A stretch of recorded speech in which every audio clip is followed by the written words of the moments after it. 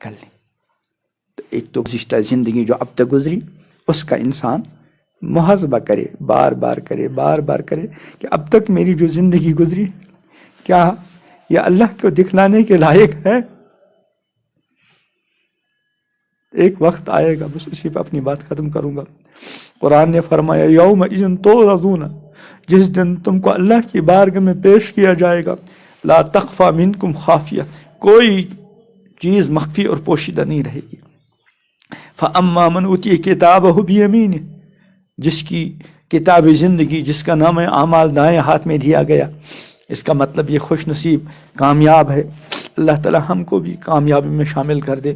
جو ہی وہ اپنا نام اعمال دائیں ہاتھ میں لے گا تو ایک ہی کو دکھلاتا پھرے گا۔ قرآن نے فرمایا فیقول ہاؤم اقرؤوا کتابیہ، لو بھائی دیکھو میری کتابی زندگی، دیکھو میری فائل، یعنی اس کا مطلب وہ دکھلانے کے لائق ہوگی۔ کیوں؟ قرآن نے کہا، وہ کیا کہے گا؟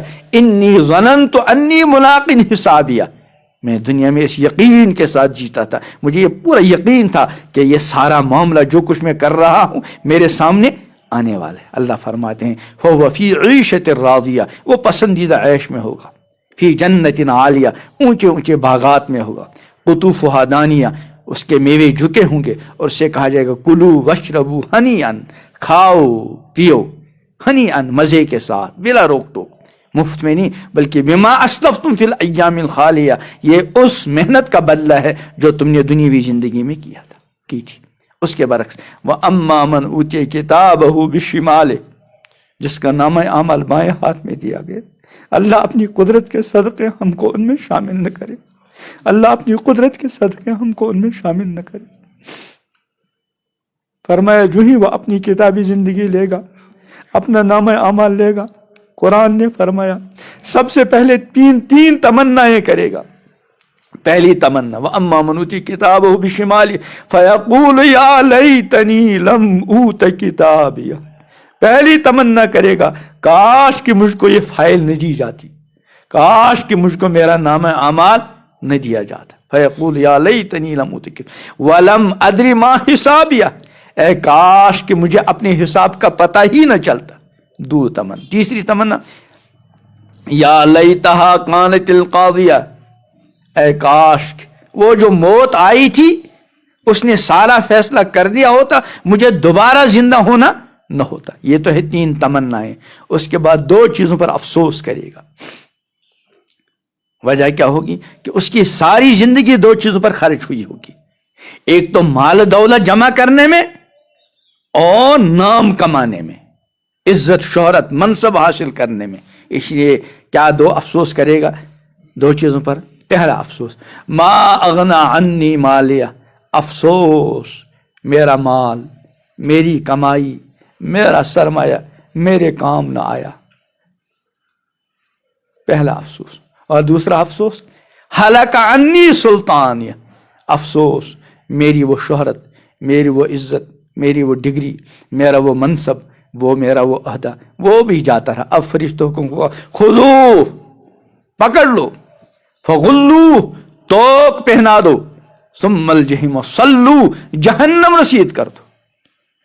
تو ہر بندہ ہر بندی اپنی موجودہ زندگی پر ایک نظر دوڑا دے، اپنی کتابی زندگی کو تصور کے عالم میں کبھی تنہائی میں دیکھ کر پڑھ لے کہ مجھے 20 سال 30 سال بالغ ہوئے کو ہو گئے،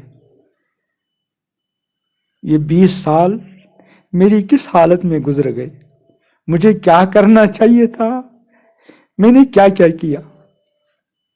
جب بندہ سوچے گا تو بہت کچھ وہ یاد آئے گا جو نہیں ہونا چاہیے تھا لیکن ہو گیا، اور بہت کچھ وہ یاد آئے گا جو ہونا چاہیے تھا، جو کرنا چاہیے تھا نہیں کیا۔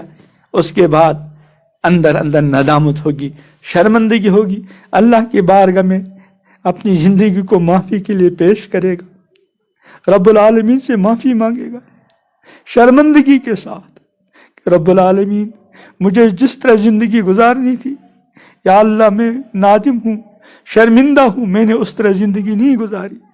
اللہ سے معافی مانگے اور اللہ سے عہد کرے، پروردگار جو کچھ ہو گیا اب معاف فرما لیجئے، میں آج عہد کرتا ہوں، میں آج عہد کر کے اٹھتی ہوں، انشاءاللہ آئندہ میں آپ کی مرضی کے مطابق زندگی گزاروں گی۔ اور پھر یہ بھی طے کر لے علماء سے پوچھ کر کہ میں اتنے سال سے نماز نہیں پڑھ رہی تھی، آج میں نے توبہ کی، میں نے نماز پڑھوں گی اب پابندی سے، اب مجھے پچھلے نمازوں کا کیا کرنا ہے، نماز قضاء عمری ہوتی ہے۔ اسی طرح آج تک میں نے کبھی روزے رکھے کبھی نہیں روزے رکھے، اور پچھلے بہت سارے روزے چھوٹے ہیں، ان کو کس طرح شروع کروں؟ مجھے اللہ نے مال دیا تھا، سال سے میں مالدار ہوں، لیکن مجھے نے زکوٰۃ نہیں دی، کیا کروں؟ حقوق العباد، حقوق اللہ اور دوسرے حقوق العباد، میرے ذمہ کسی کا حق تو نہیں، میں نے کسی کو ظلم تو نہیں کیا، میں نے کسی کو کوئی تکلیف تو نہیں پہنچائی، میں نے کسی کی غیبت تو نہیں کی، میں نے کسی کی بہتان تراشی تو نہیں کی، اس سے معافی تلافی کرا دے۔ حقوق العباد کا معاملہ بہت ہی زیادہ نازک ہے۔ امام الانبیاء حضرت محمد عربی علیہ السلام کا فرمان ہے کہ جس انسان کے ذمہ اپنے بھائی بہن کا کوئی حق ہو فَلْيَتَحَلَّلْ مِنْهُ الْيَوْمِ، اس کو چاہیے کہ بس آج ہی اس سے معاملہ رفع دفع کرے اور اس کے حقوق کو ادا کرے، معافی مانگے، کوئی تکلیف پہنچائی ہو تو اپنے آپ کو بدلے کے لیے پیش کرے۔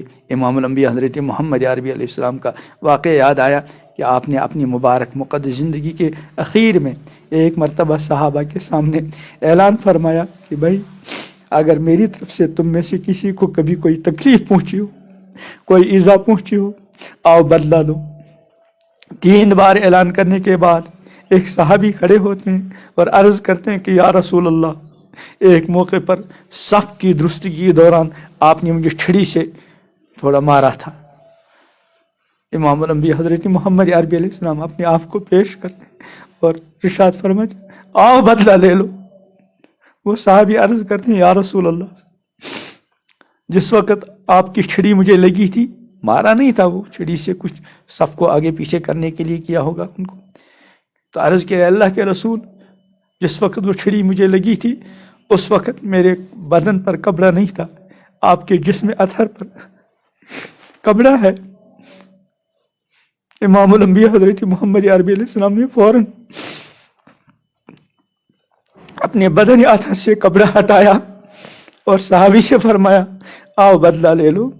وہ صحابی آئے اور امام الانبیاء حضرت محمد عربی علیہ السلام کے بدن اطہر سے چمٹ گئے اور عرض کیا اللہ کے رسول، مجھے بدلہ نہیں لینا نہیں نا، مجھے اس وقت ایک موقع مل گیا، میں نے سوچا اگر اسی بہانے میرا جسم آپ کے بدن اطہر سے ٹچ کر جائے شاید اس پر جہنم کی آگ حرام ہو۔